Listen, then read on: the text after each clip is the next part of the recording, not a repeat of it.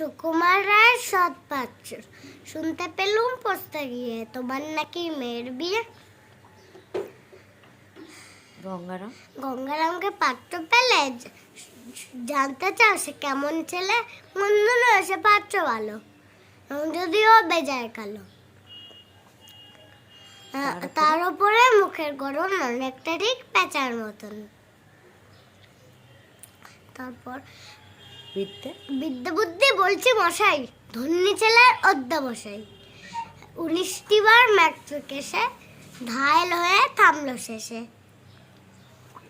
তারপর বিষয়ের আশায় বলছি বিষয়ের আশায় গরিব বেজায়, কষ্টে সৃষ্টি দিন চলে যায়। মানুষ তো নয় ভাইগুলো, একটা পাগল একটা গুয়ার। তারপরে কি আরেকটি সে তোরই ছেলে, জাল করে নোট গেছেন জেলে।